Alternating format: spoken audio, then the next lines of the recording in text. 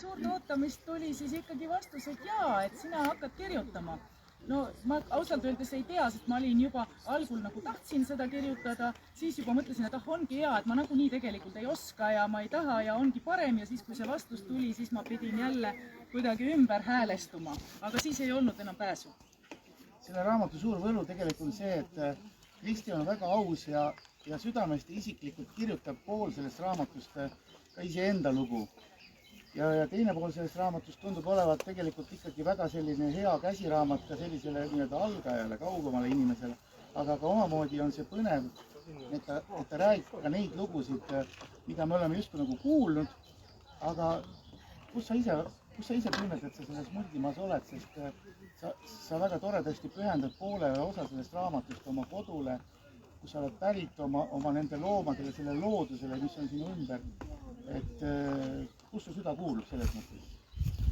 See talu ja see koht, kus sa tegelikult alustad raamatut ka selle, et vaatan aknast välja, mis ma näen.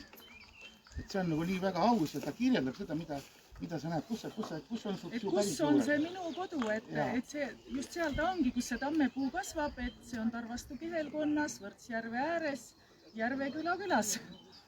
Et seal ta on, et selle tamme lugu on siis see, et kes veel lugenud ei ole, et tõepoolest minu õue all kasvab üks tohutu suur tamm, õigupoolest pool tamme, sest et siin 10 aastat tagasi kukkus pool ära, aga see mu vanaisa siis on rääkinud, et selle tamme istutas tema vanaisa, kui ta sai selle soldati koha tulles oma 25-aastasest tsaari sõjaväest, et selline legend on. Rohkem ma ei tea, aga seda tamme vaadates ma täitsa usun ja selline tunne on küll, et seni kuni see tamm siin seisab, seni olen ka mina. No, mis on huvitav see, et tegelikult Mulgimaal on ju selliseid isiksusi ja persoone ja karakterid omajagu. Ja alguses, kui ma seda ka loen, siis ma näen, et ta tegelikult on delikaatne, Kristi on nagu rahulikult räägib natuke lugusid, aga kui palju selles raamatus on selliseid karaktereid ja selliseid persoone ja ma näen siit selles sisukorrast ka, et tegelikult et sellised uhked inimesed nagu mulgid ju on, kes seda mulgi asja ka ajavad, et tegelikult sa kirjeldad ju neid tublisid inimesi teisi, kes sinuga seda vagu künnavad ja seda mulgikeele ja toidupärandi ja ajaloo ja murdelugu nagu alles hoiavad, et kui palju sa kirjutad ja julged kirjutada nendest inimesed, kes on su ümber?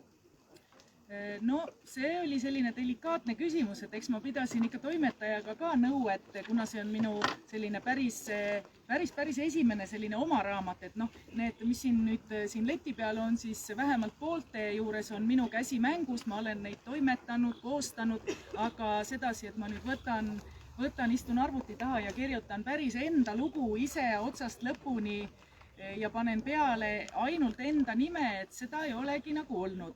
Ja ma ütleksin nii, et loomulikult ma tahtsin kirjutada neist inimestest ja osa neist inimestest siia sai, kindlasti mitte kõik, kellest võinuks kirjutada, aga ma tooksin ära siin ka selle, et kui meil oli arutlus päris lõpus siin kevadel, et mis siis saab selle raamatu pealkirjaks, sest mul tegelikult sellist väga head pealkirja nagu ei tulnudki ja sai siis pakutud mitmeid pealkirju välja, millest siis kirjastus valis selle, et rikkus ei ole häbiasi, siis üks neist pealkirja variantidest oli, et armastuskiri omadele. Ja tegelikult ma nagu tunnen just nimelt seda, et ükskõik kuidas ma neid inimesi kirjeldan, kes nad siis on, enda meelest on küllalt lai ampluaa, et tegelikult nad on kõik minu inimesed ja minu poolehoid kuulub neile. Ükskõik, kes nad siis on, kus nad on, millega nad tegelevad. Asendamatu Alli, elukunstnik Kalle, väsimatu Ilmar ja nii edasi. See on ka inimeste lugu, kes on sinu ümber, eks? Just. Ja tegelikult ma veel ei küsi, et kuidas sa nüüd oled mõelnud, mis on sinu järgmine raamat.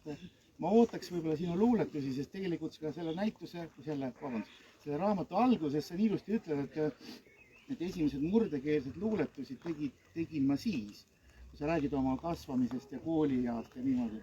Et tal tegelikult sahtlis on kindlasti midagi veel, ma väga loodan. Ja ma tahaks küsida natuke globaalsemalt ka, et tegelikult see on õpetlik ja hea lugu kogu sellele Eestile, kes tegelikult suveti ju rändab siia ja tegelikult mulki elab ju ümber maailma tegelikult, et kui palju siin on seda lugu kus mulgid tegelikult veel elavad väljaspool Mulgimaad? No seda lugu on siin suhteliselt vähe, et ma ikkagi, nii nagu ma siin ka kirjutan alguses, et kirjeldan ka seda, et kus on siis see Mulgimaa, eks ole, et see on ju ka see väga tähtis küsimus, eriti kaugemalt vaadates, et kus need piirid on ja millised need kihelkonnad täpselt on ja kas Viljandi on Mulgimaa või ei ole. Et selles raamatus ma jään siis oma tegemiste ja kirjutamistega ikkagi selle 5 kihelkonna piiresse. Siia just need sama Paistu, Halliste, Karksi, Tarvastu ja Helme. Ja ma küsin selle kõige raskema küsimuse ka, kuidas siia need fotod sa valisid? Alati on see lugu, et toimetajal võib olla arvamus, tegelikult on ju 1000 fotot selles samas aparaadis, aga kuidas ja mida sa siia tahtsid panna fotodele? No ma üleüldse seda raamatut tehes, üks eesmärk oli kindlasti see, et ma tahtsin käsitleda kogu Mulgimaad, aga kogu just selles 5 kihelkonna võtmes. Ja fotodega täpselt samamoodi, aga kui fotosid sai hakatud valima, siis sai ikkagi vaadatud raamat veel korra läbi, et kellest ma kirjutasin, millest ma kirjutasin, et siin väga paljudest paikadest, nagu näiteks Heintalist on terve peatükk ja et nendest kindlasti mingisugune pilt ja siis ka selliseid toredamaid, aga loomulikult ma pakkusin välja kirjastusele neid pilte umbes 50 või natukene peale ja lõpliku valiku siis tegid nemad, aga mina jah valisin sellised, mis olid ja mul on hästi suur tänu, olen võlgu Taavi Bergmannile, kus sa Taavi oled? Et seal kusagil, et siin on päris palju pilte Taavi omad, et ma siin väikese tagamõttega kõik mulgisündmused, mis meil siin viimastel aastatel on toimunud, olen Taavi saadetud pildid oma arvutisse laadinud, seal salvestanud, ehk läheb tarvis ja läkski. Ja siis nüüd kevadel ma ütlesin Taavile, et vaata Taavi, et nüüd on sedapsi, et need pildid, et ega sul ei ole ju midagi selle vastu ja Taavil ei olnud. Täitsa sedapsi ja tuubine raamat sai, ütleme fotode osas ka, et kiitus fotograafile ja värsked pildid tegelikult võiks öelda. Ma nimetaksin siin nii-öelda Petrone Print kirjastuse kiituses ka, et toimetaja Mae Lender on tubli töö teinud ja kujundaja Heiko Unt on vahvasti teinud, seda on väga mugav lugeda ka reisu peal. Ma eraldi tooksin välja ka kaardikujundaja Gudrun-Kungi, et tegelikult sellised kaardid on ka noorematele hästi nagu arusaadavad, kus me asume, kus me läheme või kui me reisime, et siis autos ka võib-olla väiksemad lapsed tegelikult ütlevad, et tahakski minna Mulgi Savikotta näiteks või see aitab natuke nagu aru saada, kus me oleme. Ja lõpetuseks siis ma tegelikult tahan kiita taevani ja küsida, et kui suur see tiraaž nüüd on õigupoolest ja tegelikult kasutame võimalust ja kas on küsimusi autorile, tublile autorile, kes täna hoiab selle kitmise koha pealt mina ütlen ikka alati, et ikka mulgikeeli, et mis sa kitad nii hirmsasti, et tahad raha lainata või? Jaa, aga nagu mulk ikkagi, ega ta ei lase sind tühja kõhaga minema, ütleme nii. Ehk siis seekord siis vaimutoitu, teie raamat on teie ees ja raamatut on veel, ma toon pagasnikust juurde. Aga tiraaži mina ei tähegi, et seda tuleb Petrone kirjastusest küsida.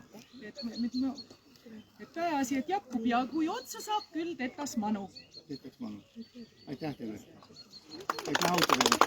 Aitüma küsijale.